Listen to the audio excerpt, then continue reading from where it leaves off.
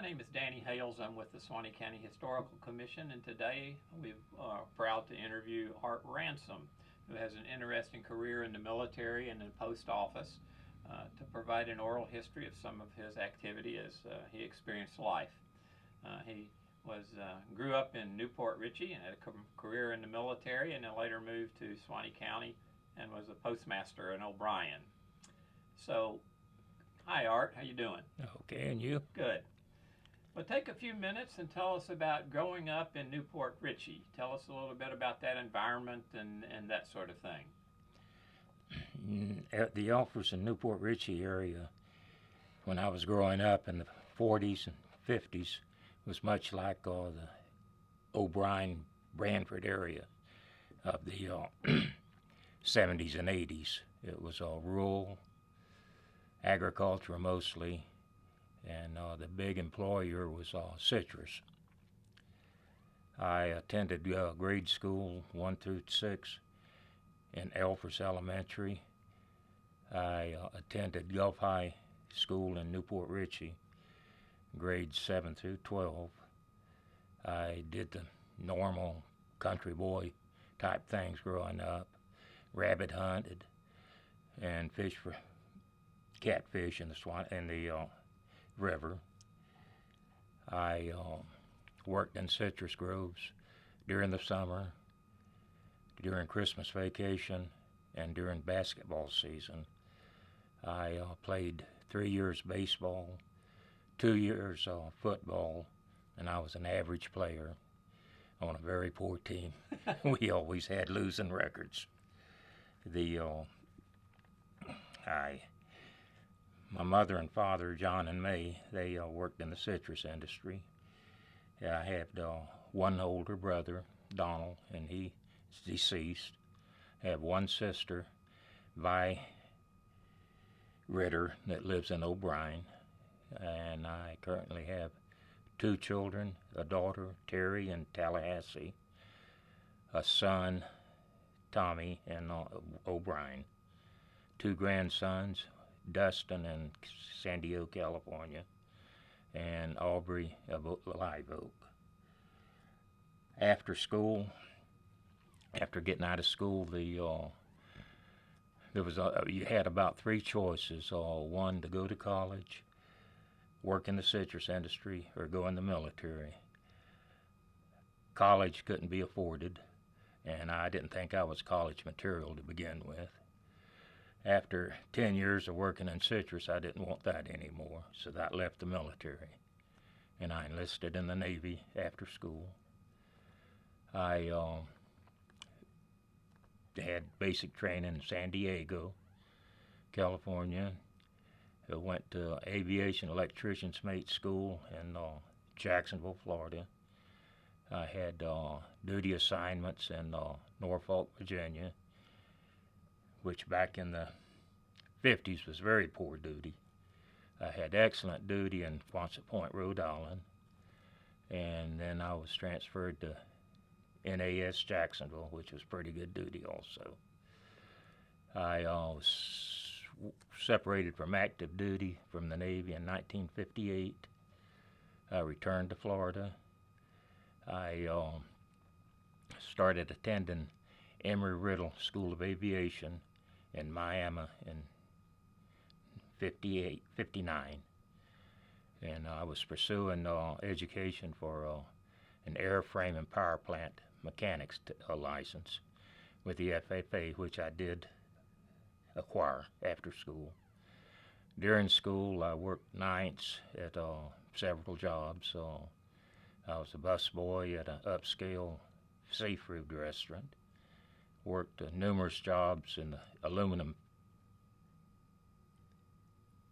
furniture, and then I did work a little bit as a clerk and delivery man for a small hardware store in Coral Gables. I met and married my wife in Miami. We were married in 1960, and I wanted to go to work with Eastern Airlines after school, and unfortunately or fortunately, one way or the other, they were on strike, the mechanics were, so that was out the window. I had heard that the Army had a warrant officer candidate school for helicopters, but you had to be enlisted on active duty. Weighing it and thinking about it, I decided to enlist in the Army for that school after making sure that my grades and I met all requirements. I went through basic training at Fort Jackson, South Carolina. As soon as I got there, I went down to the orderly room to apply for flight school, and they kind of snickered and said that it had been closed for years and they didn't expect it to open again. So I thought, well,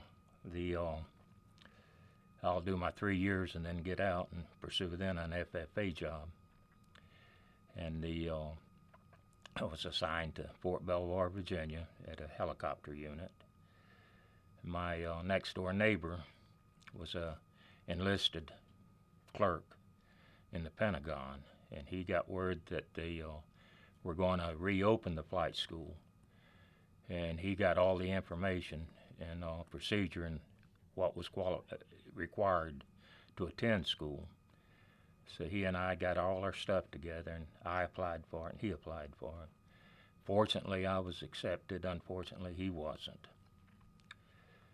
So they notified me one afternoon that I had a week to clear base, move my family, and report to Camp Walters, Texas for flight school. The flight school consisted of 4 weeks of pre-flight, which was just an enhanced basic training. And we started with probably maybe 75 people, and we lost about half of them in that. The next phase was primary flight school in the H-23 Raven for 4 months, and we lost another handful then. And after the primary flight school, we moved to Fort Rucker, Alabama for advanced training. There I trained in a H-34 helicopter, and for 4 months. After school was completed, I was appointed as a WO-W1 Army aviator. After graduation from flight school and appointed as a warrant, I received orders to Korea, and I transitioned into the H-21 at Fort Rucker and was sent to Korea, where I served for 13 months.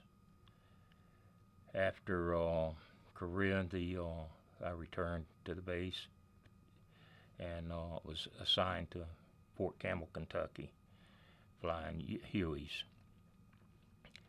During the time at Fort Rucker, I did acquire an instrument flight rating, and then my obligation was coming up for flight school was ending, so I volunteered to go Army Reserve active duty, indefinite, and I was then stationed at Verona, Italy. It was supposed to have been a 3-year tour, and it was curtailed to a 1-year tour. And I returned to the States to Fort Benning, Georgia, and helped form up a helicopter company, CH-47 Chinook company, that was to be deployed to Vietnam. After training, it was 4 months training and forming the company. The company was sent to Texas to board an aircraft carrier to be transported to Vietnam. For some reason, lucky for me, I was appointed as a web talk officer that was supposed to escort our building material to Vietnam. So I spent 30 days at sea on a World War II Liberty ship, escorting the equipment. I was the only person aboard the ship other than the ship's company, so it was an enjoyable time. Now, what year was this, to give us a frame? This How early was in Vietnam 67. 67. 67. Okay, thank you. I thought it was ironic. I spent 4 years in the Navy trying to go to sea. They wouldn't send me, so I went in the Army, and I got 30 days sea duty. We were down south around Seoul, Saigon, and flying in the Delta.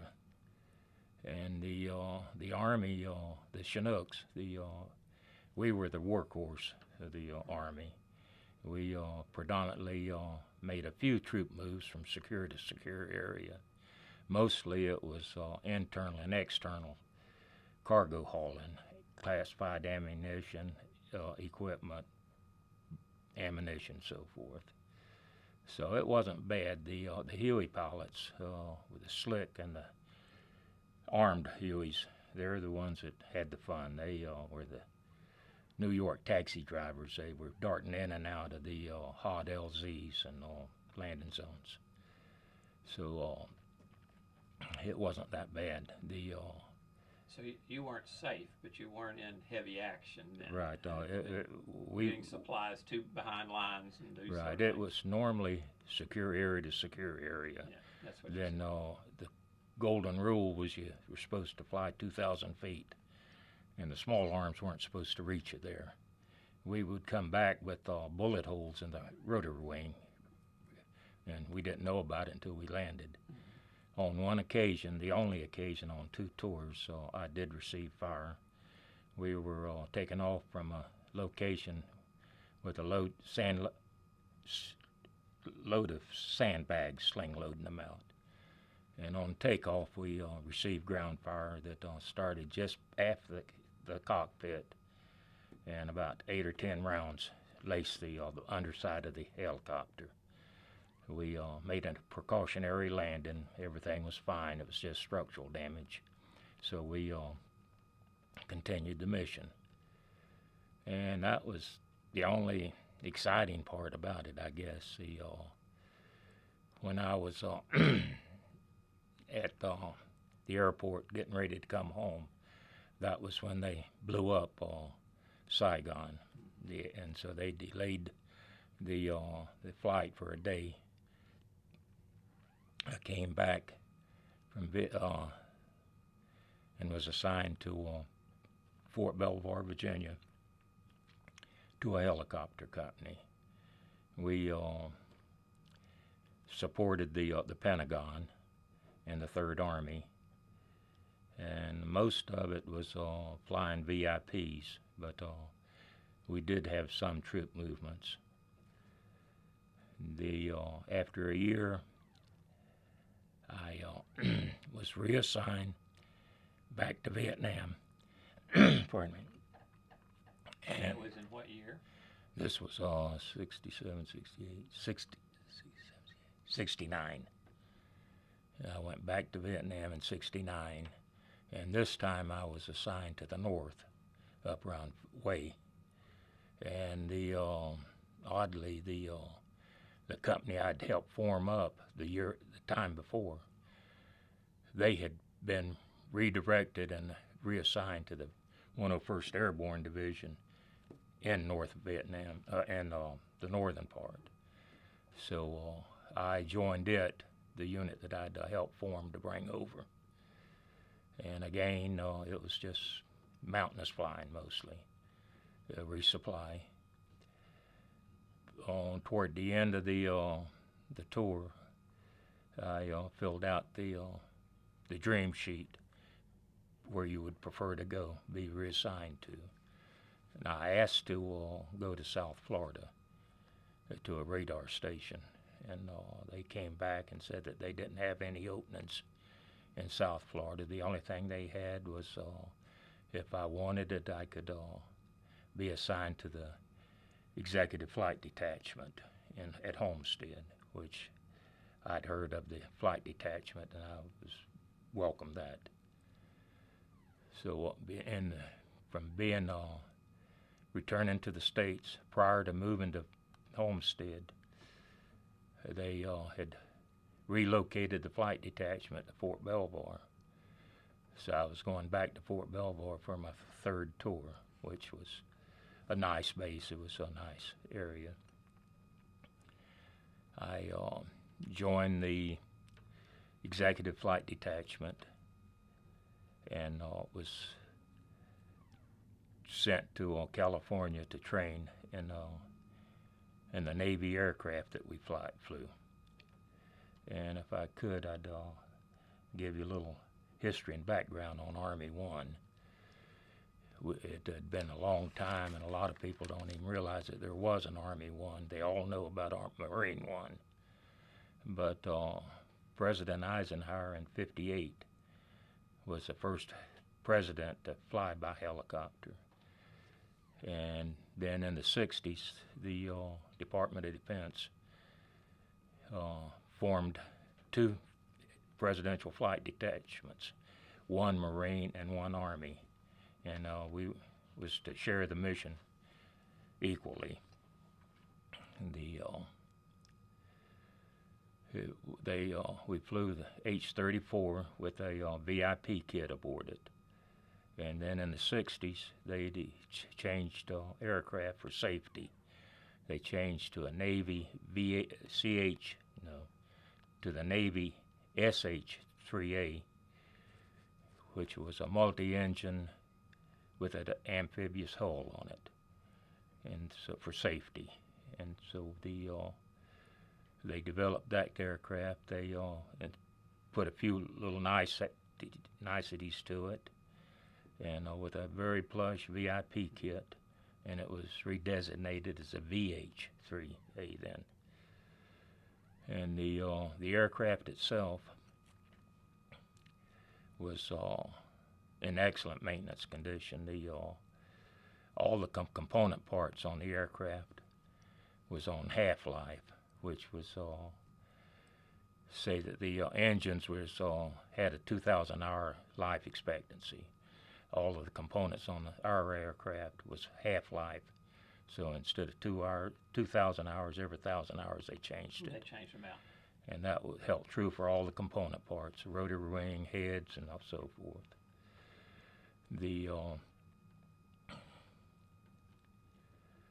And then every 4 or 5 years, they would take the aircraft and recall it back to the Sikorsky factory in Bridgeport, Connecticut, and redo the aircraft completely. All the component parts had 0 time or new time. And they stripped the paint off of the fuselage down to the bare metal, checked it for cracks and stress, and then repainted it and refurbished the interior. Very meticulous care. Very good. It was excellent maintenance. And you had been in maintenance too before you flew, so yes, you were pretty careful with knowing right. what they were doing. Right. I'd been a crew chief for a year prior to flight school.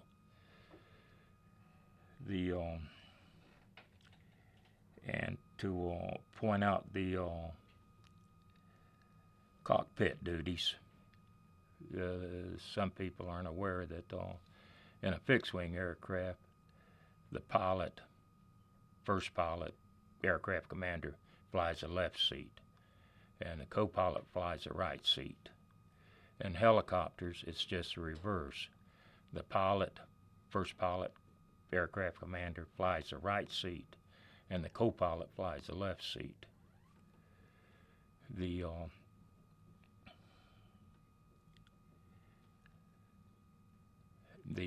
designation for Marine One or Army One is only used when the president is physically aboard the aircraft, and there's the presidential seal is affixed to the left side of the fuselage, adjacent to the doorway.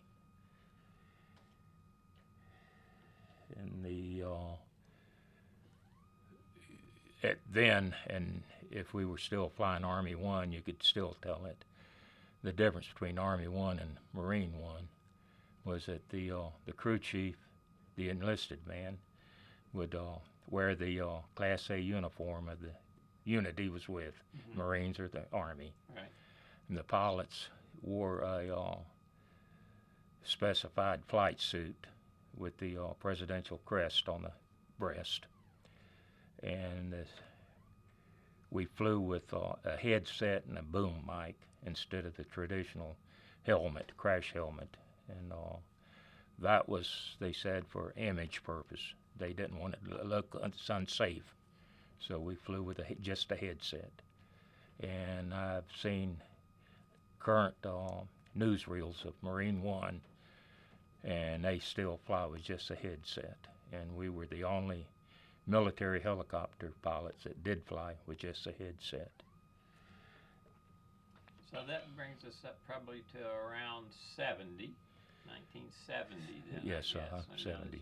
You talked about Army One and how it got formed and all that. So Yes, sir. at first you were doing, the VIP flights. So then when did you get to the point where, you were flying for the presidents? And that was...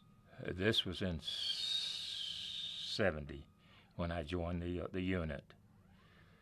And then after taking the transition into the H3, I was in the unit for maybe 3 months before I got my first presidential flight. The commander, a lieutenant colonel, he was a primary pilot, presidential pilot. He did the majority of all the pilot flying of the president.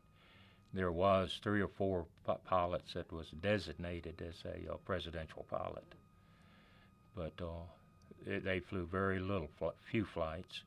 Mostly it was for standby duty, and I was not a presidential pilot. So on the first mission that I had with the President Nixon, we were to pick him up from Key Biscayne and flying back to Homestead Air Force Base for Air Force One, and sitting on the heliport in the co-pilot's chair and watching President Nixon walk across the hardtop, the ramp, and board the airplane. That was an indescribable moment. And I made probably 25, 30 co-pilot flights with the president after that, and they were all the same feeling every time. Every time. There was no letdown on it. It was very good.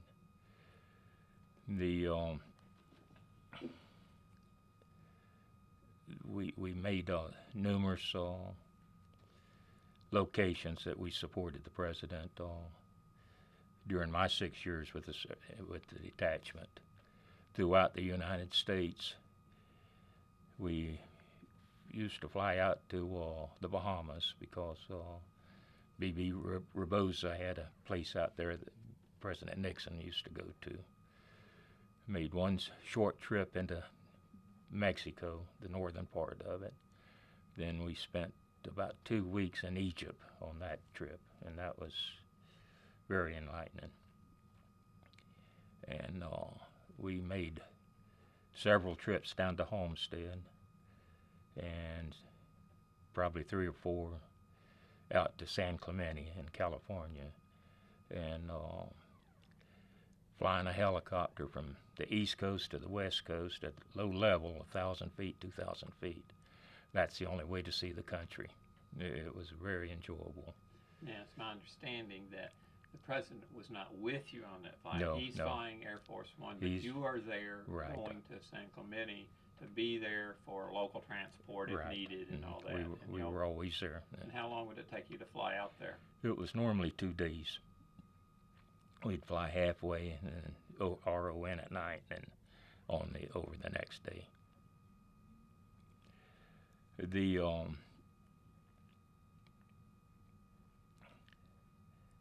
I did have one moment that I flew a fake Army One, which was in Homestead during his re-election campaigning. He was supposed to make a stop at the Fontainebleau Hotel at Miami Beach.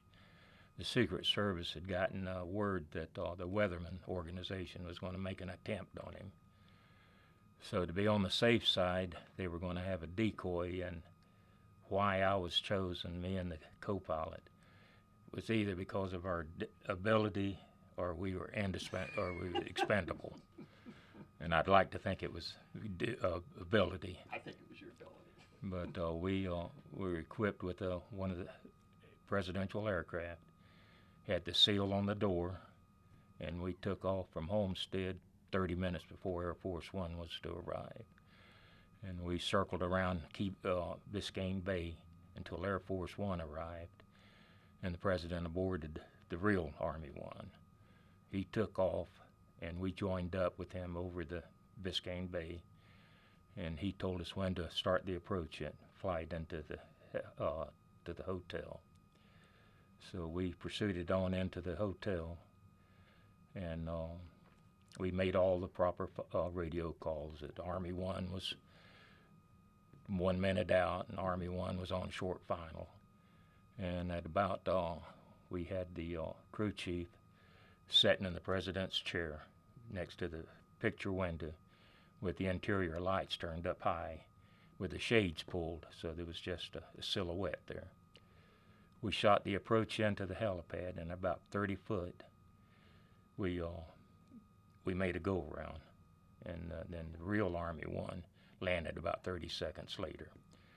There was no incident, so but it was almost an Army One flight. Yeah. So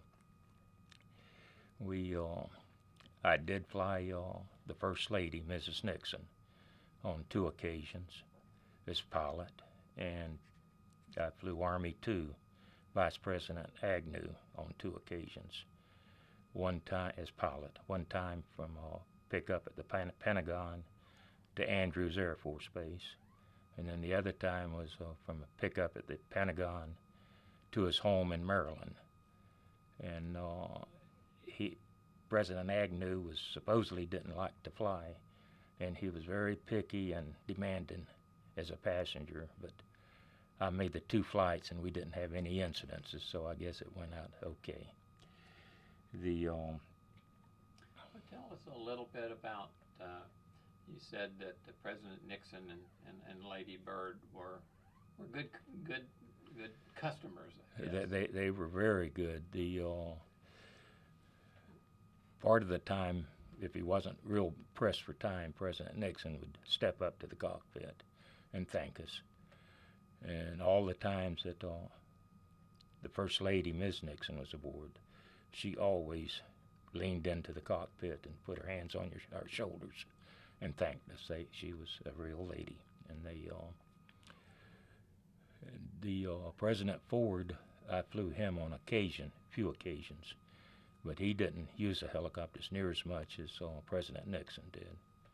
And then all good things come to an end, I guess. In 1976, the Department of Defense made the decision that they really didn't need 2 detachments. And the Marine aircraft and the Army flight detachment, we both had impeccable service, no accidents, no problems. And I feel that being as we were flying Navy aircraft, they decided to go with the Navy or with the Marine detachment. And so it was determined that they would disband the Army detachment in the latter part of '76.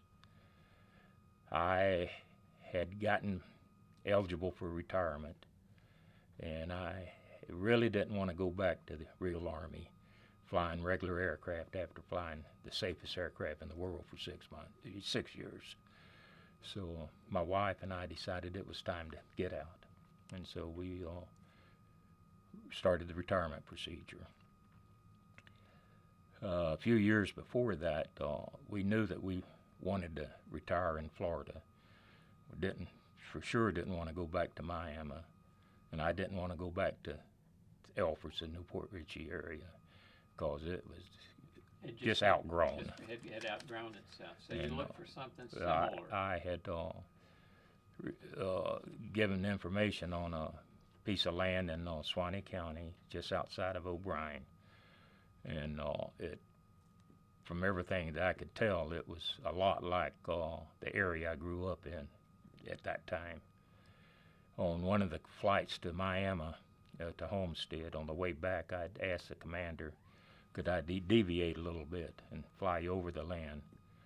And so he gave approval, so we deviated and located the property and made 4 or 5 passes over the property. Got a good look at it, and it was everything I expected it to be, so we proceeded on in then. And did you already have a family member that was living here at that time? Your sister? No, my mother had a friend that was worked for Florida Power, and he's the one that found the property. And so we made arrangements to get the property. Then when the retirement came up, we had the property. We moved to temporary quarters down at Suwannee Cove, Sandy Point, I think it was, and had a house built. We got the kids in school, in the Branford school. They were starting the 7th grade and the 9th grade. And so I was happy about that, because the school conditions in Fort Belvoir, Virginia, was terrible bad. The grade school was on post. It was okay, but after the 7th, going into the 7th grade, you had to go to the public school off post, and it was bad. And my wife and I made the decision that it would be tight, but we'd send our daughter to a private school. So we sent her to a religious school for 2 years. And I feel, though, in the long run, it was well deserved. After we got settled in Suwannee County, I worked at a parts store for a little bit. Worked with with farms around in the area, and delivered the Gainesville Sun, and arranged it where I could deliver the Florida Times-Union, so I delivered both of them at the same time. And that stayed for about 10 years. It was a pretty good job, delivering both of them. So, and then in 1978, I was hired on as a clerk in Branford post office. I spent 8 years as a clerk at Branford, with about 5 months OIC in the bail office. And after 8 years, the O'Brien postmaster position became available, and I applied for it and was accepted and was sworn in as the O'Brien postmaster July the 4th, 1987. It was a small office on the edge of O'Brien on 349, little brick building. It was a small country office, and that was my goal, was to keep it a small country-oriented office. And I think we did a pretty good job on keeping it small and friendly. And I wanted to keep a low profile. I found that if you don't stand out, you miss a lot of good things, but you also miss a lot of bad things. So we tried to keep a low profile. The one incident that we did make the news was the clerk on Saturday morning, when she came in to open up. She called me at home and told me that we had an outer lobby full of chickens. And some of the kids that Friday night had went to one of the chicken houses and got about 30 fryer-sized chickens and put them in the outer lobby. I had spoke with a lady that worked for Gold Kiss on the production line that lived down the street. So I called her up and asked her, did she want 30 chickens? And she agreed to it. And so she came down and got the chickens cleaned up. And I think her church had a chicken fry the next day. But that worked out fine. And then in about 2006 or so, we were running out of P.O. boxes.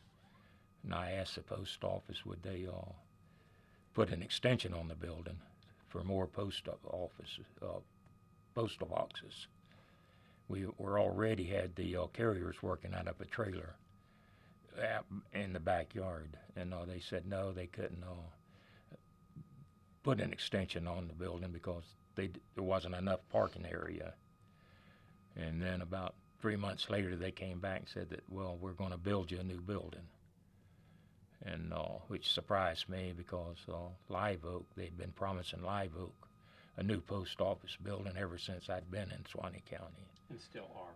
Yeah, and so they built us a new building, and we moved into it, and it was way oversized as far as P.O. boxes went. We had adequate room for our three routes. And then about 2011, the post office got on this downsizing thing. They were going to downsize a lot of the smaller offices. So McAlpin, we absorbed their 2 rural routes into O'Brien. We delivered their rural mail. They kept the McAlpin address, but worked out of O'Brien. And so that bumped us up to 4 full routes and 1 auxiliary route. Then about 2013 was when the McAlpin went from a full office down to a 4-hour office a day. And we were designated as the McAlpin admin office. We took care of their paperwork and so forth, oversaw them. And everything was working fine. When I first started with the post office as postmaster, everything was manual. You had a manual scale on the desk. Every quarter, every 4 months, you send in a handwritten ledger of what your business you did that month. And then it was slowly progressing up. We got electronic scales, and we all got a computer. We got different programs, and it was just escalating faster than my brain could handle. I felt like I was getting behind it all the time. And so in 2015, we decided it was time to go. That I just and you had your family there. Had the family, and I just couldn't keep up with it. It had been an excellent job. I enjoyed it. You could always go to work every day with several obtainable goals, and you could attain them, and it made you feel like you accomplished something. But it was getting to the point where it was just overwhelming. So I put in for retirement September 1, 2015. I had 36 years of postal service with 28 as a postmaster in O'Brien. And we retired September the 1st, 2015. Unfortunately, my wife had been in poor health for the last 15 years, and she passed away December of 15.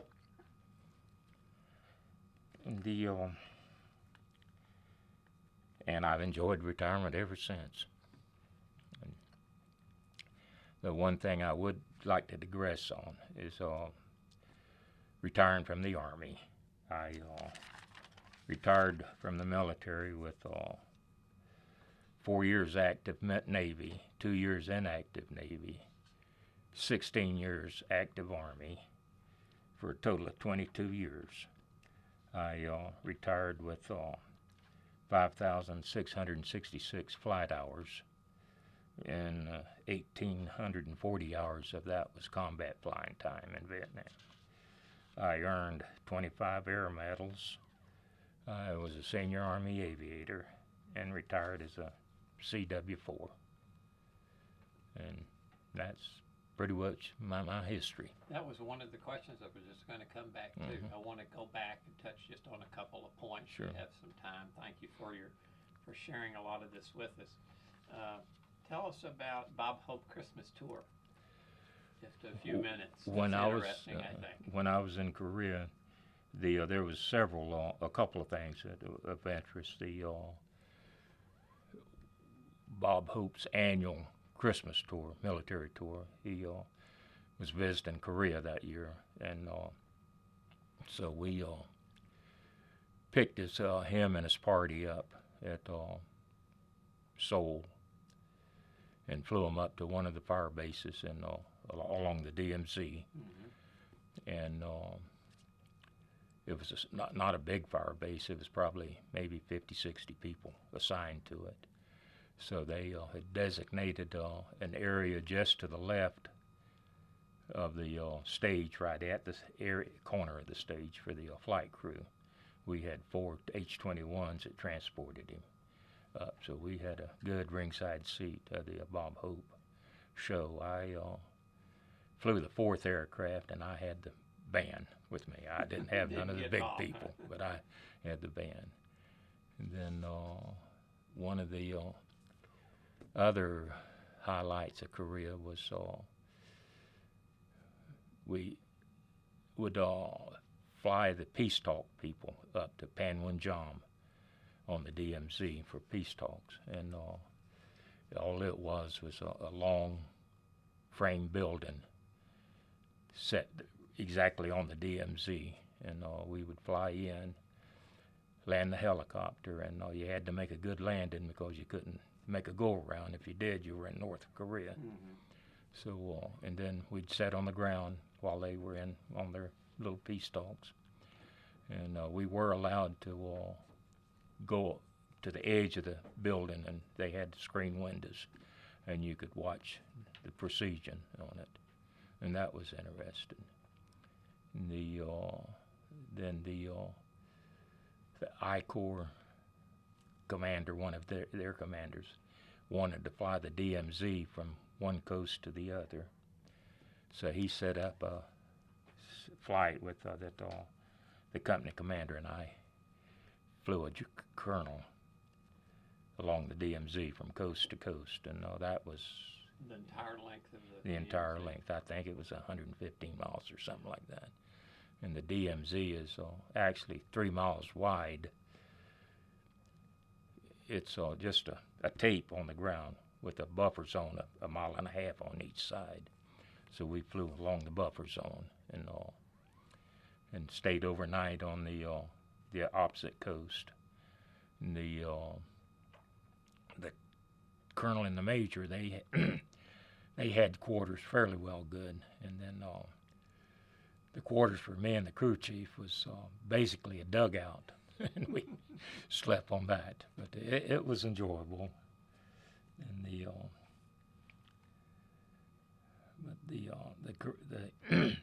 flying in Korea was it was again mostly mountainous, and the H-21 was a tandem rotor helicopter, underpowered. We didn't have a bunch of power, and we were supporting the Koreans a lot. Made a lot of troop moves on it in the mountains, and